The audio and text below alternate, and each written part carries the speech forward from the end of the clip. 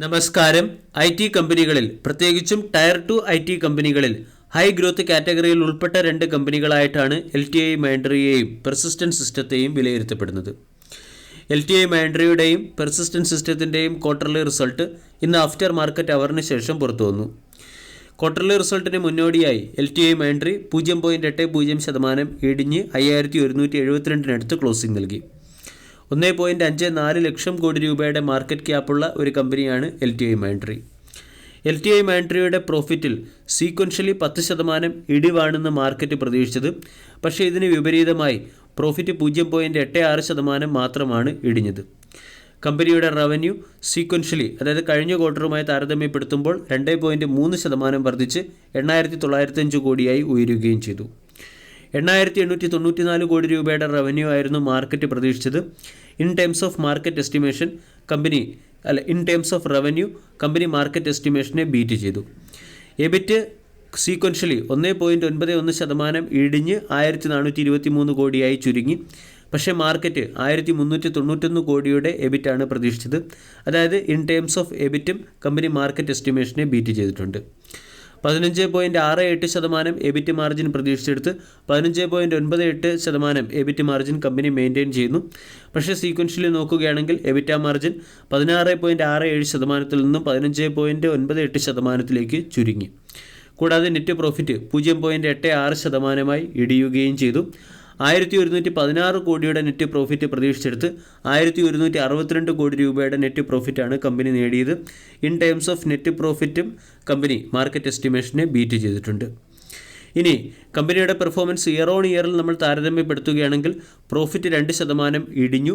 കഴിഞ്ഞ വർഷം സെപ്റ്റംബർ ക്വാർട്ടറിൽ 1,188 കോടി രൂപയുടെ പ്രോഫിറ്റ് നേടിയെടുത്ത് ഇപ്പോൾ പ്രോഫിറ്റ് 1,162 കോടിയായി ചുരുങ്ങിയിട്ടുണ്ട്. റവന്യൂ ഫ്രം ഓപ്പറേഷൻ 8% വർദ്ധിച്ച് 8,228 കോടിയിൽ നിന്നും 8,905 കോടിയിലേക്ക് ഉയർന്നു. ക്വാർട്ടർലി റിസൾട്ടിനോടനുബന്ധിച്ച് കമ്പനി 20 രൂപ പെർ ഷെയർ എന്ന റേറ്റിൽ ഡിവിഡൻഡ് നൽകുന്നുണ്ട്. ഡിവിഡൻഡിൻ്റെ റെക്കോർഡ് ഡേറ്റ് ഒക്ടോബർ 27. കമ്പനിയുടെ revenue in terms of dollar $1.07 billion വർദ്ധിച്ചിട്ടുണ്ട്. 5% ഗ്രോത്താണ് കമ്പനിയുടെ റവന്യൂ ഇൻ ടേംസ് ഓഫ് ഡോളറിൽ കാണുന്നത്. Revenue in terms of USD year on ഇയറിൽ 5% ഇംപ്രൂവ് ആവുകയും ചെയ്തു. LTI മൈൻഡ്രി എന്ന കമ്പനിയുടെ എംപ്ലോയി സ്ട്രെങ്തിലും വർധനവുണ്ടായി. 15.2% സ്ട്രെങ്ത് വർധനവാണ് ഉണ്ടായിരിക്കുന്നത്. ടോട്ടൽ എംപ്ലോയീസിൻ്റെ എണ്ണം 83,532 ഉയർന്നിട്ടുണ്ട്. 737 ആക്റ്റീവ് ക്ലയൻറ്റിൽ നിന്നും $1.3 ബില്യൺ ടോട്ടൽ കോൺട്രാക്റ്റാണ് ഈ ക്വാർട്ടറിൽ കമ്പനിക്ക് ലഭിച്ചത്. വളരെ അട്രാക്റ്റീവായിട്ടുള്ള ടോട്ടൽ കോൺട്രാക്റ്റ് വാല്യൂ നമ്മൾക്ക് LTI മൈൻഡ്രി എന്ന കമ്പനിയിൽ കാണാൻ സാധിക്കും. മാർക്കറ്റ് എസ്റ്റിമേഷനേക്കാളും മികച്ച രീതിയിലുള്ള ക്വാർട്ടർലി റിസൾട്ട്. പക്ഷേ ഇയർ ഓൺ ഇയറിൽ കമ്പനിയുടെ പെർഫോമൻസ് ഒരൽപ്പം മോശമായിട്ടുണ്ട്. 5,500 നിന്നും സ്റ്റോക്ക് കറക്റ്റായി 5,172 ട്രേഡ് ചെയ്യുന്നു. 5,000 എന്ന റേഞ്ച് സ്റ്റോക്കിനെ സംബന്ധിക്കുന്ന വളരെ പ്രധാനപ്പെട്ട സൈക്കോളജിക്കൽ സപ്പോർട്ടാണ്.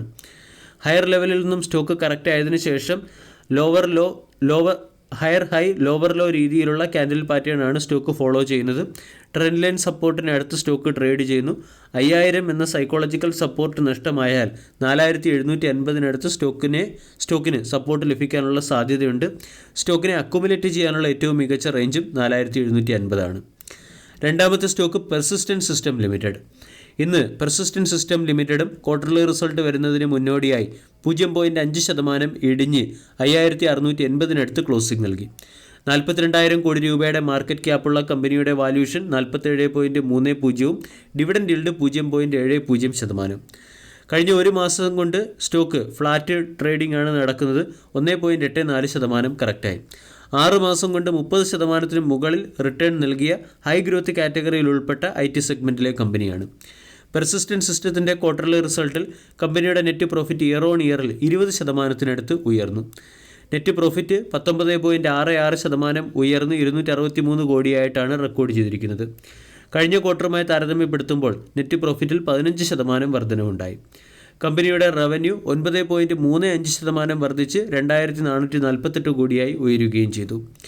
എബിറ്റ മാർജിൻ 14.9%-ൽ നിന്നും 13.7%-ലേക്ക് ഇടിഞ്ഞിട്ടുണ്ട്. കൂടാതെ കമ്പനിക്ക് $475 മില്യൺ ടോട്ടൽ കോൺട്രാക്റ്റ് ഈ ക്വാർട്ടറിൽ ലഭിക്കുകയും ചെയ്തു. കഴിഞ്ഞ ക്വാർട്ടറുമായി താരതമ്യപ്പെടുത്തുമ്പോൾ ടോട്ടൽ കോൺട്രാക്റ്റ് 380 നിന്നും $475 മില്യൺ ഉയർന്നിട്ടുണ്ട്. ഇതും ഒരു പോസിറ്റീവ് ഫാക്റ്റ് തന്നെയാണ്. ഉയർന്ന രീതിയിലുള്ള റവന്യൂ ഗ്രോത്തും മോഡേണൈസേഷൻ കേപ്പബിലിറ്റിയും കമ്പനിയെ നെക്സ്റ്റ് ലെവലിലേക്ക് എത്തിക്കുമെന്നാണ് മാനേജ്മെൻറ്റിൻ്റെ കമൻട്രിയിൽ പറയുന്നത്. പെർസിസ്റ്റൻറ്റ് സിസ്റ്റം എന്ന സ്റ്റോക്ക് 6000 എന്ന ലെവലിൽ നിന്ന് കറക്റ്റായി 5680 ട്രേഡ് ചെയ്യുന്നു. സ്റ്റോക്ക് 5400 എന്ന ലെവലിൽ ബ്രേക്കൗട്ട് നൽകിയതിന് ശേഷം 6000 വരെ ഉയർന്നിരുന്നു. ഇപ്പോൾ 6000 നിന്നും കറക്റ്റായി അല്ലെങ്കിൽ കൂൾ ഓഫ് ആയി വരികയാണ്. 5500, 5400 തുടങ്ങിയ ലെവലുകൾ സ്റ്റോക്കിൻ്റെ സപ്പോർട്ടായി പ്രവർത്തിക്കാൻ സാധ്യതയുണ്ട്. വീഡിയോ എല്ലാവർക്കും ഇഷ്ടമായി എന്ന് വിശ്വസിക്കുന്നു. Thank you.